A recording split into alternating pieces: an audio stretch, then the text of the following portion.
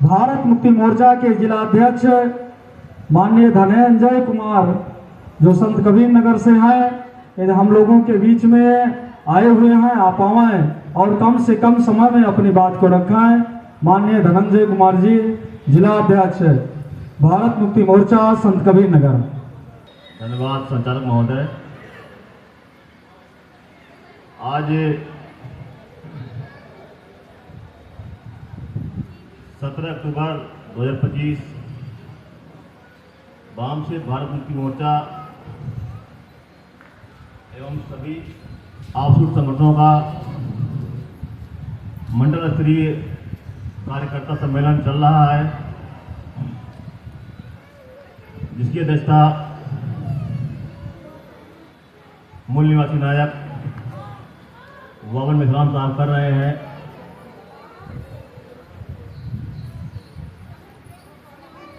आज इस लड़ाई को जन जन तक पहुंचाने वाले मेश्राम साहब संत कबीर या बस्ती की धरती पर बहुत ही जल्द हमारे बीच में उपस्थित होने वाले हैं। साथियों, आज माननीय वामन मेश्राम साहब हुए, चौधरी विकास फुले साहब हुए या परवीन प्रताप सिंह हुए, आज हम लोगों के बीच में हमारी लड़ाई को लेकर के चल रहे हैं राष्ट्रव्यापी आंदोलन के तहत। क्या इनकी कोई निजी समस्या है? इनकी कोई निजी समस्या नहीं है। ये लोग हमारी ही लड़ाई को, हमारे आने वाली पीढ़ियों की बच्चों के लिए लड़ाई लड़ रहे हैं। तो हम लोगों को इस लड़ाई में चढ़ बढ़कर हिस्सेदारी लेने की जरूरत है। जब भी कोई कार्यक्रम लगता है तो उस कार्यक्रमों में अधिक से अधिक संख्या में लोगों को सहभाग कराने की जरूरत है। साथियों, मैं ज़्यादा समय ना लेते हुए एक ही बात कहना चाहूँगा कि सन 1952 के बाद से चुनाव वोट पड़ना शुरू हो गया। हम लोग प्रधान चुनते हैं, जिला पंचायत चुनते हैं, क्योंकि यहाँ ईवीएम का ही लिखा हुआ मुद्दा सी बात पे आते हैं। हम लोग विधायक चुनते हैं, सांसद चुनते हैं, मुख्यमंत्री चुनते हैं और प्रधानमंत्री भी चुनते हैं। और 70 से 75 सालों से हम लोग चुनते चले आ रहे हैं। लेकिन ये लोग जो भी चुनाव लड़ते हैं, वो हमारे गांव में वोट मांगने आते हैं, कहते हैं कि मैं समाज के हित के लिए चुनाव लड़ रहा हूं, जीतूंगा तो बहुत कुछ करूंगा, ये करूंगा, वो करूंगा। लेकिन साथियों, अगर देखा जाए तो आज तक जो भी नेता बना है या मंत्री बना है या जो भी बना है या प्रधान बना या बीडीसी बना, केवल उसका हित हुआ है, हमारे समाज का हित आज तक नहीं हुआ। ये केवल बस्ती मंडल की बात नहीं है, पूरे देश की बात है। साथियों, मैं आप लोगों से एक ही बात कहना चाहूंगा कि अगर आने वाले आगामी चुनाव में अगर आपसे कोई भी पार्टी आपसे वोट मांगने आती है तो आपको ये कहना होगा कि आप आगे क्या करने वाले हैं जीत करके, उसको हमको आप लिख करके दीजिए और लिख करके 100 रुपए के स्टाम्प पेपर पे लिख के दीजिए, तब हम आपको वोट देंगे। अगर ऐसा आप कहेंगे और वो सामने वाला जो प्रत्याशी होगा वो लिख के देगा, तो अगर वो जीत कर जाएगा तो आपकी समस्या के हल होंगे। क्यों? क्योंकि अगर वो लिख के देगा तो जाहिर सी बात उसको डर होगा कि अगर हम नहीं करेंगे तो हम जेल में जाएंगे।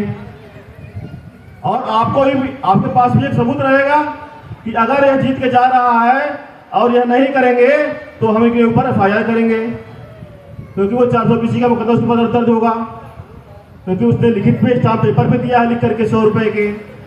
तो हम लोग आज यह बात सुन करके अपने गांव में लोगों को, माताओं बहनों को भी अपने गांव में जागरूक करेंगे कि हमारे गांव में आगामी चुनाव में कोई भी वोट मांगने आएगा, हम लोग उनसे यही कहेंगे कि हम आपको वोट देंगे, ये आपसे 1 रुपया भी नहीं लेंगे, लेकिन आप हमको लिख करके दीजिए कि आप जो भी करने वाले हैं चुनाव जीतने के बाद वो क्या करेंगे, हमको आप लिख के दीजिए। वो भी 100 रुपए के स्टाम्प पेपर पे लिख के दीजिए।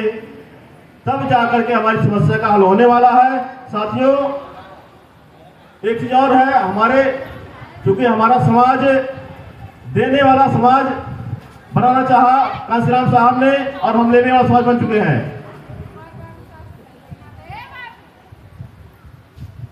साथियों, जैसे हम लोग अपने जीवन में अपने बच्चों को पढ़ाने के लिए पैसा खर्च करते हैं तो बच्चे पढ़ते हैं, उसका लाभ बच्चों को मिलता है। हम लोग कपड़ा खरीदने के लिए पैसा खर्च करते हैं तो कपड़ा हमारे घर में आता है। हम लोग सब्जी खरीदने के लिए पैसा खर्च करते हैं तो सब्जी आता है। घर बनाने के लिए पैसा खर्च करते हैं तो घर बनता है। लेकिन एक जो बहुत ही महत्वपूर्ण काम है उसके लिए हम पैसा खर्च करना नहीं चाहते हैं, या हमारे समाज के भी लोग अभी इस चीज से वंचित हैं। वो क्या है सर? हम लोग अपने मान सम्मान स्वाभिमान के लिए पैसा खर्च करना नहीं चाहते, ये हमारी समस्या है।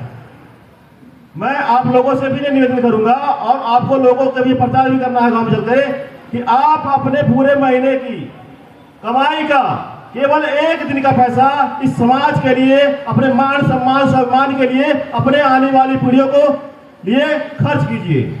अगर ऐसा हर घर से होने लगा तो हमारे समाज की इस समस्या जो है बहुत ही जल्द दूर हो जाएगी। क्योंकि ये आंदोलन अगर चल रहा है तो ये पैसा, इसमें बहुत महत्वपूर्ण रोल है पैसे का। साथियों, पर्ची मिल रही है तो इन्हीं सभी बातों के साथ हम अपनी बातों को एक बार पुनः वामन मेश्राम साहब का आभार व्यक्त करते हैं